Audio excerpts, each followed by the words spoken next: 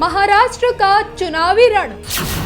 चुनावी मैदान में उतरेंगे दिग्गज खिलाड़ी। क्या फिर दिखेगी बीजेपी शिवसेना की जुगलबंदी? क्या फिर से मोदी के चक्रव्यूह में फंसेगा विपक्ष? अब की बार कौन मारेगा बाजी? अब की बार किसके सर पर सजेगा महाराष्ट्र का ताज? जानिए श्री संत बेत्रा अशोका की जुबानी, वो भी सिर्फ धर्म ज्ञान।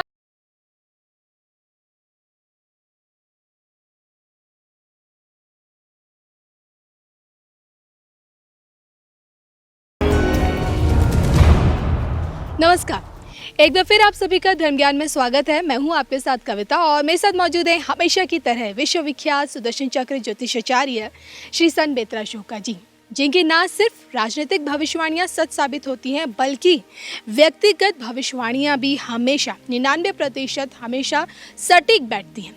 और आज इनके साथ जो कि महाराष्ट्र के चुनाव अक्टूबर नवंबर में होने वाले हैं, ऐसे में महाराष्ट्र के चुनाव को लेकर क्या कहती है संत बेत्रा जी की भविष्यवाणी? शिवसेना, बीजेपी या फिर शरद पवार की पार्टी कहें या मनसा कहें, मतलब किस तरह का रिजल्ट आएगा? और इन्हीं तमाम चीज़ों को लेकर एक बार फिर आइए बातचीत करते हैं हम संत बेत्रा जी से। सर, सबसे पहले तो आपका स्वागत है धर्म ज्ञान में। नमस्कार सर, जो कि जम्मू कश्मीर से मोदी सरकार ने धारा 370 खत्म कर दी है और इसको लेकर उन्हीं की सहयोगी पार्टी अब मोदी सरकार की शान में कसीदे पढ़ रही है। शिवसेना यानी कि उद्धव ठाकरे जी का कहना है कि आखिरकार बाला साहब ठाकरे और अटल जी का सपना साकार हो गया है। लेकिन सर, ये वही शिवसेना है जो मौके मौके पर बीजेपी को अपने तीखे तेवर दिखाने से भी पीछे नहीं हटती है। तो ऐसे में जो कि अगर बात करें पुराने आंकड़ों को, मैं सबसे पहले जानना चाहूँगी कि चुनाव को लेकर सर आप क्या कहना चाहेंगे? आपको क्या कुंडली दिखती है महाराष्ट्र के विधानसभा चुनाव को लेकर?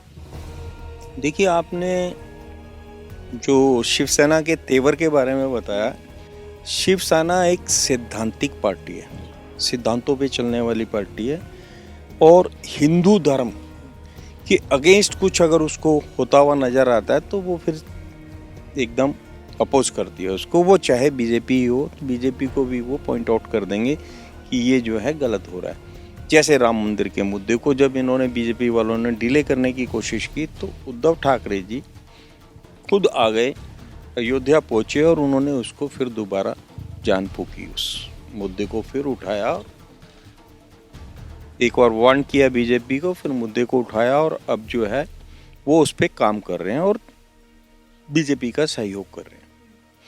तो जहाँ तक देखा जाए, इनके वैचारिक मतभेद नहीं हो सकते क्योंकि ऑब्जेक्टिव एक है, वो है राष्ट्रवाद।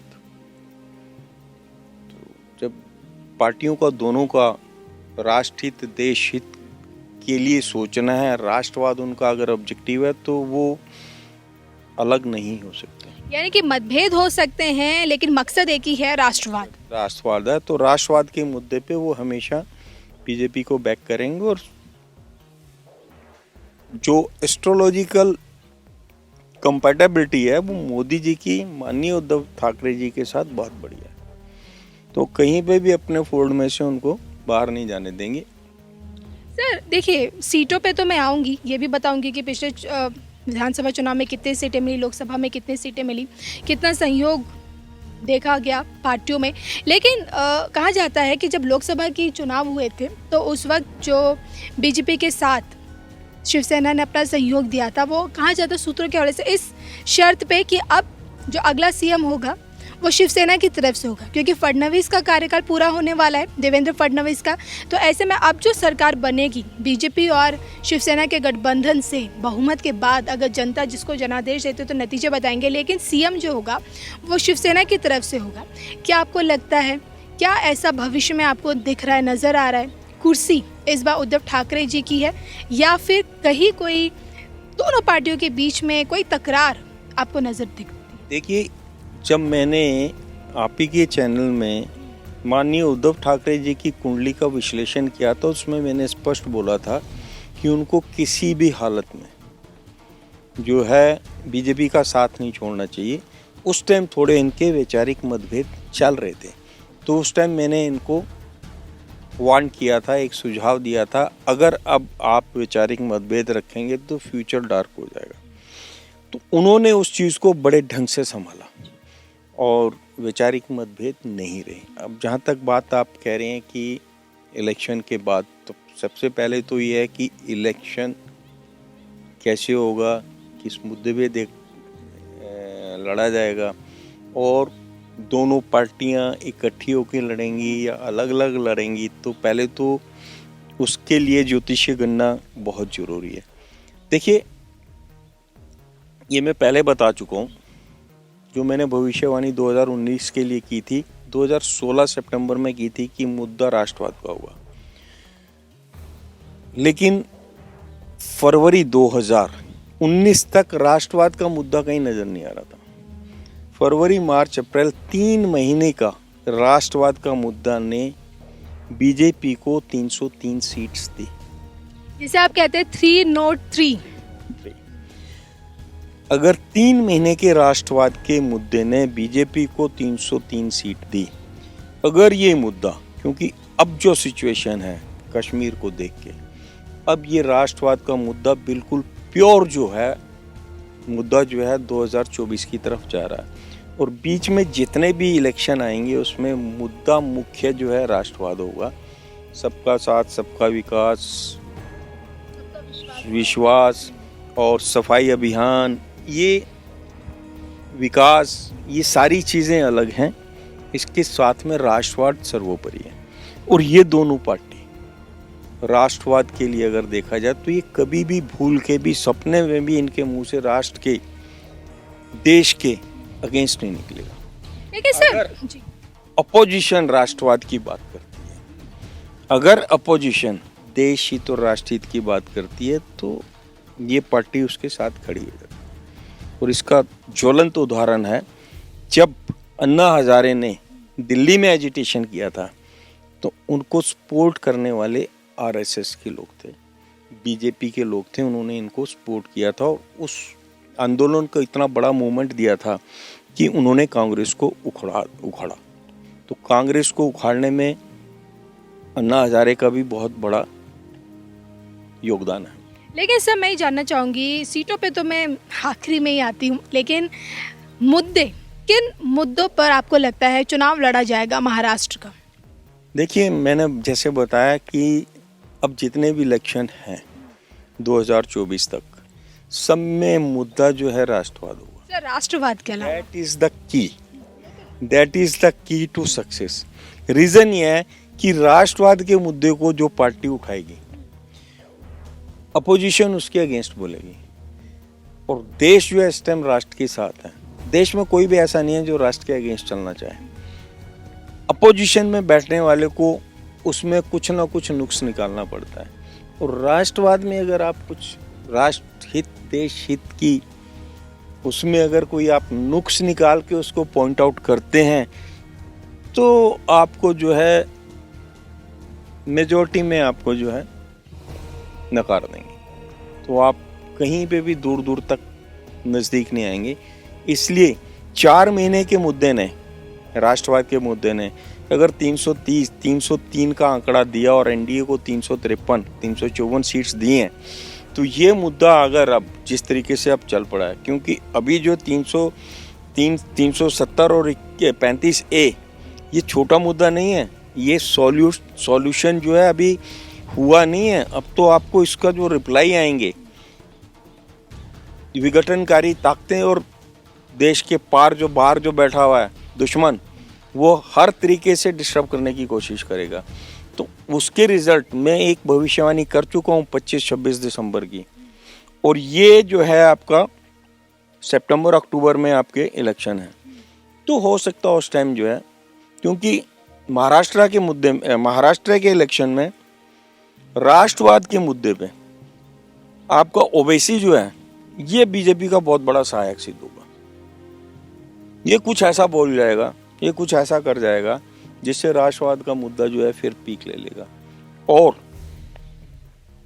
बीजेपी जो है इस बार जो है 150 सीट ±10 क्रॉस करेगी। Shiv Sena 70 ±5 BJP 150 plus minus 10, Shiv Sena 70 plus minus 5, और अगर कांग्रेस और एनसीपी आपस में गठबंधन करते हैं तो ये दोनों 60 क्रॉस नहीं कर पाएंगे, 60 सीट्स क्रॉस नहीं कर पाएंगे अगर ये गठबंधन में लड़े। और यहाँ पर एक समीकरण ये भी बनती है कि बीजेपी और शिवसेना भी अलग अलग लड़ सकते हैं। लेकिन सरकार जो होगी, जो बहुमत सक्सेस स्टोरी जो आती है वो रिपीट की जाती है। पहले जो बीजेपी ने 122 सीट ली थी तो शिवसेना और बीजेपी अलग अलग लड़े थे।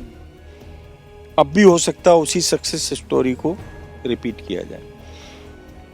कांग्रेस और एनसीपी वैसे तो चांसेस बहुत कम है, लेकिन अगर बिफोर इलेक्शन एनसीपी और कांग्रेस का अगर गठबंधन होता है तो ये एनसीपी को डूबो देगा। यानी कि ये आपकी बड़ी भविष्यवाणी है कि जो कि 288 सीट्स पे कम से कम 150 सीटें के करीब बीजेपी इस बार लेके आएगी। 150 प्लस माइनस 10।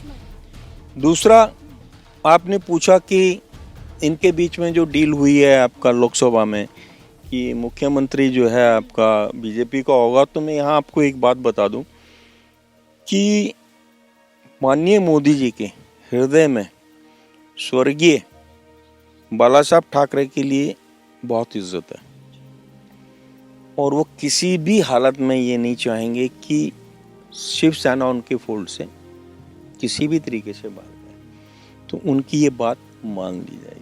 क्योंकि इनके जो ग्रह, इनकी जो है उद्धव ठाकरे जी का इस टाइम बृहस्पति की महादशा चल रही है, बृहस्पति की महादशा चल रही है और उधर धान्या चल रही है 2020 के दिसंबर तक है। तो मतलब जिस टाइम इलेक्शन होगा और जिस टाइम रिजल्ट आएगा उस टाइम जो है इनका ग्राफ ऊपर की तरफ जा रहा होगा। तो डेफिनेटली ये जो जिस डील के बारे में आप बात कर रहे हैं दैट कैन बी, और होगा। यानी कि सर, मैं आपकी बातों से पूरी तरह ये तो समझ चुकी हूँ, जो आपने आंकड़े दिए हैं वो एक अलग बात है, चुनावी आंकड़ों को लेकर जो आपने भविष्यवाणी की है, लेकिन सबसे बड़ी भविष्यवाणी जो मुझे लगती है कि मुझे अपने दर्शकों को साफ साफ शब्दों में बता देनी चाहिए कि कहीं ना कहीं जो डील थी शायद वो सच साबित हो जाए। आपकी भविष्यवाणी एक बार फिर सच साबित हो सकती है कि कहीं ना कहीं महाराष्ट्र में अब की बार कहें कि उद्धव ठाकरे कुर्सी से चूक नहीं सकते, उनके ऊपर महाराष्ट्र का ताज सजेगा।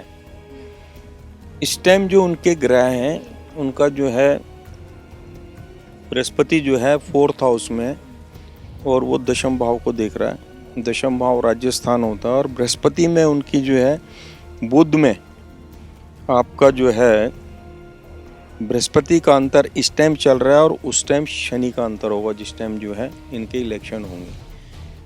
तो डेफिनेटली इनको जो है माइलेज मिलेगी, क्योंकि बृहस्पति इनका शनि के साथ में वरियन योग में ये पैदा हुए हैं। जो इन्होंने कह दिया, वरियन योग आपके सद्दाम हुसैन का था, जो कहा वो करते हैं, करके रहेंगे, पीछे नहीं हटेंगे। अगर ऐसी बात हुई है definitely he will ask for CM seat and he will get it.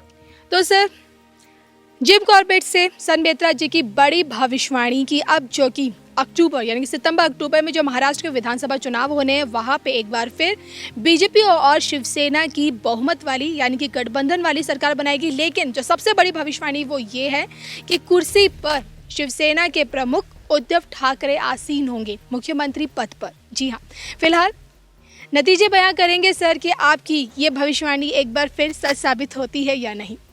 साबित करेगा। बिल्कुल सर, हमसे बातचीत करने के लिए विचार आया, मेरी जो गणना थी सुदर्शन चक्र ज्योतिष अनुसार, वो मैंने आपके सामने रख दी। चलिए सर, हमेशा की तरह हम भी ये उम्मीद करेंगे कि आपकी ये भविष्यवाणी महाराष्ट्र विधानसभा चुनाव को लेकर, खासकर शिवसेना के प्रमुख उद्धव ठाकरे